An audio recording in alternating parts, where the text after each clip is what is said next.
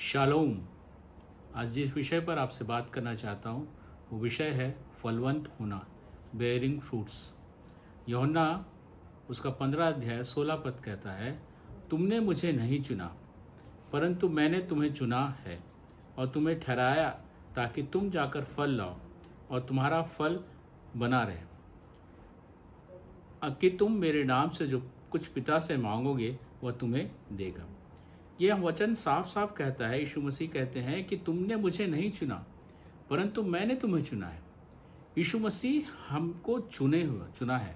यीशु मसीह ने बोलता और तुम्हें ठहराया है कि तुम जाकर फल लाओ। हमें एक रिस्पॉन्सिबिलिटी दी गई है, हमें एक जिम्मेदारी दी गई है कि हम फल लाएं। इसलिए प्रभु यीशु मसीह ने हमें चुना है। इसी को यदि यशायाह 43:21 में देखें, वहाँ लिखा है, इस प्रजा को मैंने अपने लिए बनाया है कि वे मेरा गुणानुवाद करें। ये परमेश्वर पिता कह रहे हैं कि इस प्रजा को, मतलब हमें अपने लिए बनाया है कि हम उसका गुणानुवाद करें, हम उसकी महिमा करें। और यूहन्ना 15:8 में जब हम पढ़ते हैं, वहाँ लिखा है, मेरे पिता की महिमा इसी से होती है कि तुम बहुत सा फल लाओ, तभी तुम मेरे चेले ठहरोगे।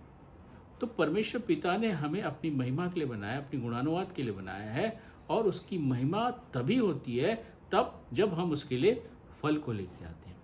और यीशु मसीह, जैसा हमने पहले भी पढ़ा, यीशु मसीह कहते हैं, तुमने मुझे नहीं चुना परंतु मैंने तुम्हें चुना है कि तुम जाकर फल लाओ।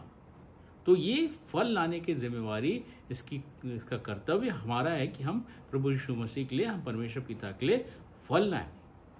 यशायाह 44:2 में लिखा है, तेरा कर्ता यहोवा जो तुझे गर्भ से ही बनाता आया है, वो हमें गर्भ से रचते आया है। और यिर्मयाह 1:5 में लिखा है, गर्भ में रचने से पहले ही मैंने तुझ पर चित्त लगाया है, उत्पन्न होने से पहले ही मैंने तुझे अभिषेक किया है, मैंने तुझे जातियों का भविष्यवक्ता ठहराया है। ये परमेश्वर पिता बोल रहे हैं कि गर्भ में रचने से पहले मैंने तुझ पर चित्त लगाया है, और उत्पन्न होने से पहले मैंने तेरा अभिषेक किया है। अभिषेक किया है कि हम जाके उसके लिए फल लेके आए, अनॉइंट किया है कि हम परमेश्वर पिता के लिए फल लेके आए। यशायाह 49:1 में बोलता है, हे दीपों मेरी ओर कान लगाकर सुनो, हे दूर दूर के राज के लोगों ध्यान लगाकर मेरी सुनो। परमेश्वर ने तुझे गर्भ ही से बुलाया है, और जब माता के पेट में था तभी से उसने तेरा नाम बताया। गर्भ में से ही बुला लिया, वहां से ही बुला लिया, वहां से ही चुन लिया कि हम फल लाएं। ये हमारा कर्तव्य है, इसलिए हमें चुना है, इसलिए हमें बनाया है कि हम उसके लिए फल लेके आए, और उस फल लाने के द्वारा हम उसकी महिमा करें। अब ये फल क्या चीज़ है? कौन सी फल की बात यहाँ कर रहे हैं? कौन सा फल हमें लाना है?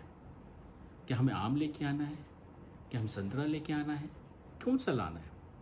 जब हम इसको पढ़ते हैं, या रोमी 1:13 में लिखा है, और हे भाइयों, मैं नहीं चाहता कि तुम इससे अनजान रहो कि मैंने बार बार तुम्हारे पास आना चाहा, कि जैसा मुझे और अन्य जातियों में फल मिला वैसा ही तुम में भी मिले, परंतु अब तक रुका रहा। ये भी यहाँ फल की बात कर, अन्य जातियों में फल मिला, ये कौन सा फल है?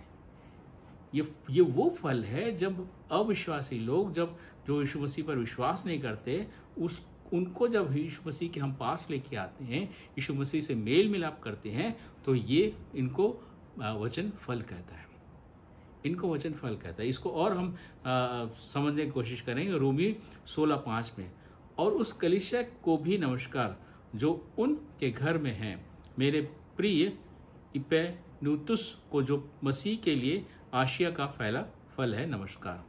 यहाँ बोल रहा है जो आसिया में जो इपेनुतुस जो था, वो आसिया का पहला फल था, मतलब वो पहला उसने प्रभु यीशु मसीह को अपना जीवन दिया था। वो अन्य जाति था, अविश्वासी था, उसने अपना जीवन प्रभु यीशु मसीह को दिया, तो बोलता है ये पहला फल है। इस फल की बात कर रहा है प्रभु यीशु मसीह कि तुम जाकर मेरे लिए फल लाओ।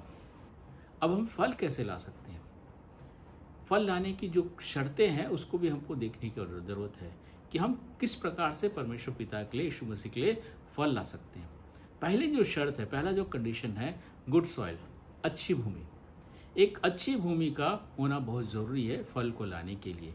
मत्ती 13:8 में लिखता है, पर कुछ अच्छी भूमि पर गिरे और फल लाए, कोई 100 गुना, कोई 60 गुना और कोई 30 गुना।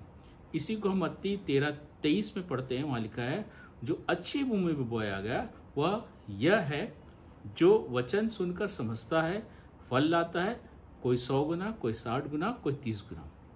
एक अच्छी भूमि की जरूरत होती है। फल लाने के लिए सबसे पहले एक अच्छी भूमि की जरूरत होती है।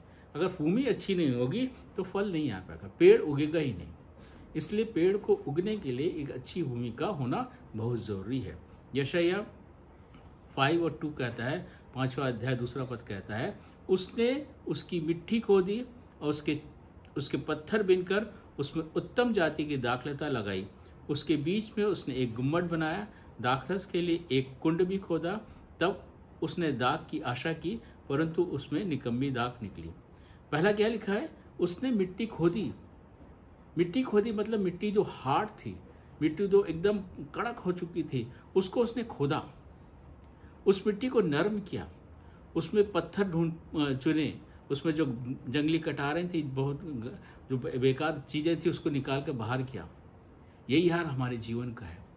हमारा जीवन, हमारा जो हृदय है वो एकदम कठोर हो जाता है। उस हृदय को नम्र करने की आवश्यकता है। उस हृदय से हर बुराइयों को दूर करने की आदत है। उस पत्थर को, कंकड़ को, जंगली झाड़ों को दूर करने की आवश्यकता है। तभी ये जो हमारा हृदय है, तभी जो हमारी जो सॉइल है, मिट्टी है, वो अच्छी भूमि कहलाएगी। उसको नम्र बनाने की आवश्यकता है। उसमें कुदाले चलाने का, उसमें हथौड़ी कुल्हाड़ी चलाने की आवश्यकता है। उसमें पानी डालने की आवश्यकता है। उसमें कंकड़ बिनने की आवश्यकता है। जंगली पौधों को बिनने की आवश्यकता है। ये आवश्यकता है। जब ये हम करेंगे तो भूमि अच्छी होगी। जब हम अपने जीवन से इन सब बातों को, जो हमारा हृदय कठोर है, उसको नम्र करेंगे, उसको गीला करेंगे, उसके अंदर से हर प्रकार की गंदगियाँ दूर करेंगे, तब वो हमारा हृदय एक अच्छी भूमि तैयार होकर बनेगा। ये अच्छी भूमि उस बीज को स्वीकार करने के लिए तैयार पाएगा। और इस अच्छी भूमि में जब बीज डाला जाएगा तो बीज उत्पन्न होगा, बीज पौधे का रूप लेगा। इसलिए ये बहुत ज़रूरी है, सबसे पहले बहुत ज़रूरी है कि एक अच्छे भूमि का होना चाहिए, गुड सॉइल एक होना चाहिए। दूसरा जो कंडीशन है, गुड न्यूट्रिशंस, अच्छा पोषण। अच्छा पोषण भी बहुत जरूरी है। जब पेड़ को, पौधे के लिए बढ़ने के लिए एक अच्छे पोषण की आवश्यकता है। भजन संहिता 1 अध्याय 3 पद कहता है, वह उस वृक्ष समान है जो बहती नालियों के किनारे लगाया गया और अपनी ऋतु में फलता है, जिसके पत्ते कभी मुरझाते नहीं, इसलिए जो कुछ वह पुरुष करे वह सफल होता है। वृक्ष को बढ़ने के लिए बहती नालियों के किनारे लगाया। बहती नालियों के किनारे लगाया मतलब निरंतर उसको पानी मिल रहा है, निरंतर उसको खाना मिल रहा है और सूर्य का प्रकाश मिल रहा है। ये तीनों चीज़ों मिल रही है और वो निरंतर बढ़ता चला जा रहा है और उसके पत्ते कभी मुरझाते नहीं, बोल रहा है, हमेशा वो हरा भरा रहता है। इसलिए ये ज़रूरी है एक अच्छे न्यूट्रिशन के लिए, अच्छे पोषण के लिए, उस पौधे के लिए, कि उसको प्रकाश की आवश्यकता है, उसको खाने की आवश्यकता है, उसको पानी की आवश्यकता है। प्रकाश, यूहन्ना 8:12 कहता है, तब यीशु ने फिर लोगों से कहा, जगत की ज्योति मैं हूँ, और जो मेरे पीछे हो लेगा वो अंधकार में ना चलेगा परंतु जीवन की ज्योति पाएगा। यीशु मसीह बोल रहा है कि जगत की ज्योति मैं हूँ। प्रकाश, जो एक पौधे को नरिशमेंट के लिए प्रकाश की जरूरत है, एक उसको बढ़ने के लिए प्रकाश की, लाइट की जरूरत है, वो यीशु मसीह है। वो यीशु मसीह लाइट का सोर्स है। तो हमको उस लाइट को यीशु मसीह से लेने की आवश्यकता है, ताकि वो जो हमारे अंदर का जो पेड़ है वो बढ़ सके। यूहन्ना 6:35 बोलता है, यीशु मसीह ने उनसे कहा, जीवन की रोटी मैं ही हूँ, और जो मेरे पास आएगा वो कभी भूखा ना होगा, जो मुझ पर विश्वास करेगा वो कभी प्यासा ना होगा। ये बोल रहा है कि वो ना भूखा होगा ना प्यासा होगा। यीशु मसीह बोलता है, जीवन की रोटी मैं हूँ। जो खाना है वो यीशु मसीह है, वो रोटी है, वो जीवन की रोटी है। हम उस जीवन की रोटी से खाएंगे तो हमारा जो अंदर का पेड़ है वो बढ़ेगा, वो बढ़ेगा। इसलिए हमें जीवन यीशु मसीह के पास निरंतर उसकी संगति में रहना है, उसके पास रहना है, ताकि वो खाना हमें निरंतर यीशु मसीह से मिलते रहे। और जब हम यीशु मसीह पर विश्वास करते हैं तो बोलता है कभी भी ऐसा ना होगा। इफिसियों 5:26 बोलता है कि उसको वचन के द्वारा जल के स्नान से शुद्ध करके पवित्र बनाए। वचन को जल भी कहा गया है। ये वचन क्या है? वचन प्रभु यीशु मसीह है, क्योंकि वचन देहधारी हुआ बाइबल कहती है। तो वचन यीशु मसीह है। तो पानी भी हमारे लिए यीशु मसीह है, खाना भी यीशु मसीह है, प्रकाश भी यीशु मसीह है।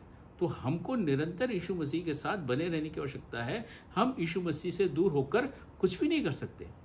अगर ये तीनों चीज़ नहीं होगी, एक पेड़, तो पेड़ वहीं मर जाएगा, वो बड़ा ही नहीं हो पाएगा, क्योंकि उसको बढ़ने के लिए एक खाने की, प्रकाश की और पानी की ज़रूरत है, और जो हमारे लिए यीशु मसीह है। अगर हमारे अंदर के उस पेड़ को बड़ा होना है तो हमें यीशु मसीह के साथ निरंतर बने रहने की आवश्यकता है। यूहन्ना 15:4-6 बोलता है, तुम मुझ में बने रहो और मैं तुम में। जैसा डाली यदि दाखलता में बनी न रहे तो अपने आप से नहीं फल सकती, वैसे ही तुम भी यदि मुझ में बने न रहो तो नहीं फल सकते।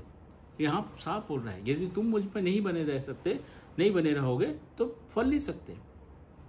तो हमें यीशु मसीह के साथ बने रहने की आवश्यकता है। आगे बोलता है, मैं डाक लेता हूँ, तुम डालियाँ हूँ, जो मुझ में बना रहता है और मैं उसमें, वह बहुत फलता है।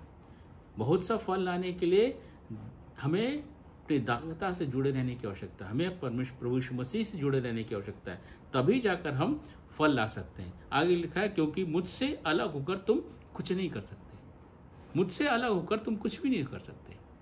हम यीशु मसीह से अलग होकर कुछ भी नहीं कर सकते, क्योंकि ना हमारे पास प्रकाश होगा, ना हमारे पास खाना होगा, ना हमारे पास पानी होगा। और जब ये तीनों चीज़ नहीं होंगे तो जो पेड़ है वो बढ़ेगा ही नहीं, वो पेड़ वहीं खत्म हो जाएगा, तो हम फल ला ही नहीं पाएंगे। तीसरा जो कंडीशन है, गुड केयरिंग, अच्छा रख रखाव। यूहन्ना 15:2 कहता है, जो डाली मुझ में है और नहीं फलती उसे वह काट डालता है, और जो फलती है उसे वह छांटता है ताकि और फले। हम सब जानते हैं, जितने लोग बागवानी करते हैं, जितने लोग खेत किसानी करते हैं, वो सब जानते हैं कि जो पेड़ अच्छा फलता है, उस पेड़ से जो बेकार की चीज़ें होती है, बेकार के जो सूखी डालियाँ होती, पत्ते होते हैं, उनको काटना पड़ता है, छांटना पड़ता है, और जो खराब हैं उनको निकालना पड़ता है, उनसे अलग करना पड़ता है, ताकि वो डाली अच्छे से फले, अच्छे से बढ़े। क्योंकि अगर नहीं काटेंगे तो ये जो खराब डालियाँ हैं, खराब पत्ते हैं, ये भी उसका न्यूट्रिशन को ले लेंगे, और जहाँ उनका न्यूट्रिशन जाना चाहिए वहाँ पहुँचेगा नहीं, और ये उनके बढ़ने में बाधक होगा। इसलिए काटना बहुत ज़रूरी है, इसलिए छांटना बहुत ज़रूरी है। इसलिए जो हमारे जीवन में जो कई विषम परिस्थिति आती है, वो विषम परिस्थिति भी आना बहुत ज़रूरी है, ताकि वो जो पेड़ है वो अच्छे से बढ़े, अच्छे से ग्रोथ करे और उसमें फल लगे। इसलिए हम कभी भी, हमारे जीवन में कभी भी विषम परिस्थिति आती है, कठिन परिस्थिति आती है, हम इसमें घबराएं नहीं, कुड़कुड़ाएं नहीं, और कुछ विरोध की बातें ना कहें।